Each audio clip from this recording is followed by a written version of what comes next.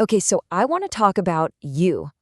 No, seriously, because you have this incredible creative power that you're using every single day, and you might not even realize it. But to really get what that power is, we gotta zoom way out, like universe level out. Let's start with a massive question.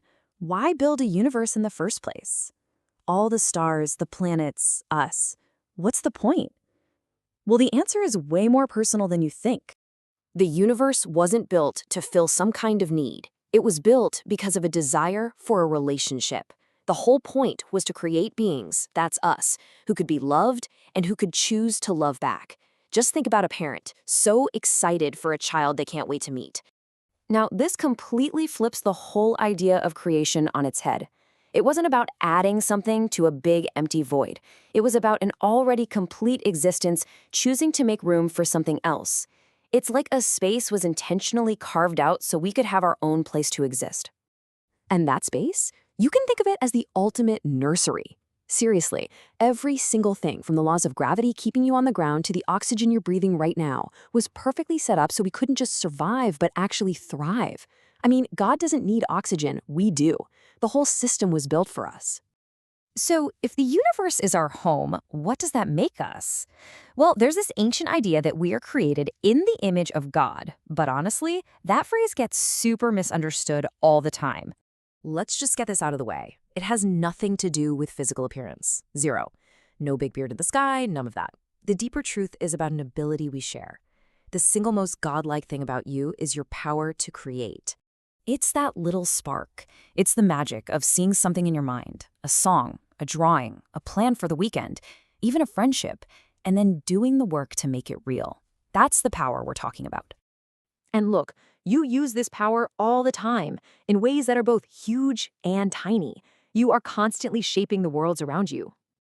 In Jewish thought, there's a special term for this, Melachah. Don't worry about the word, just the idea. It's not just random action. It's when you use your intelligence, your vision, to take the raw materials of life and reshape them into something totally new on purpose. Think about it for a second. When you curate the perfect playlist for a certain mood, you're a creator. When you design the whole vibe and aesthetic of your room, you are a creator. Building your social media profile, coding a simple app, organizing a get-together with friends, even writing an essay for school that puts forward a new idea. That's you, using that creative power. Okay, so you get it. You're a builder, a creator. Awesome. But here comes the big twist. The most important part of being a great creator isn't about building more stuff. It's about knowing when to stop. So the story goes, after being given this incredible home, the universe, the Jewish people were asked to build a special, sacred space in return. It was this huge, meaningful project, a chance to use all that creative power for the highest possible purpose. So, everyone's hyped. They've got the blueprints, the materials, the A-team of builders ready to go. But before a single hammer is lifted, God gives them one crucial instruction, the very first one. What do you think it was? It was this. Before you build, you need to know how to stop. This wasn't a suggestion like, hey, take a break when you get tired. It was a command, a fundamental piece of the whole creative process. The rule about rest came before the rule about work. We usually think of rest as doing nothing, right? The opposite of work. But that's not it at all. Rest is an active choice. It's the moment you step back, you put down the tools, and you allow the thing you've made to simply be. It's what makes your creation whole. Let's go back to that parent analogy for a second. Imagine a parent who never stops trying to improve their kid. When you're 9, it might just feel like they care a lot.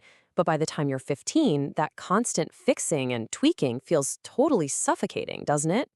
And if it's still happening when you're 30, it's just destructive. It sends a message, loud and clear. You are not good enough just as you are.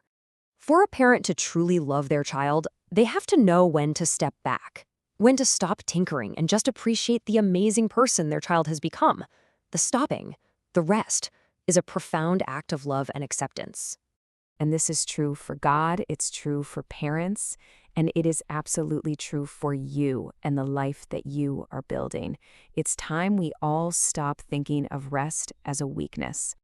Get this, the person chosen to lead the building of that sacred space was a man named Bezalel. His name literally means in God's image. He was the ultimate creator, the master artist, and even he, the best of the best, was commanded to stop and rest. See, it's not about being tired, it's about being whole. So here's the real guide to being a great creator. Yeah, step 1, have a vision. Step 2, build it, obviously. But the final, most important steps are knowing when to put the tools down and then actually taking the time to live in and enjoy the world that you've created. And what are you building? So much. Every single day, you are building your friendships, your grades, your skills, your reputation, your very identity. The pressure to keep building, keep performing, keep improving, it is relentless.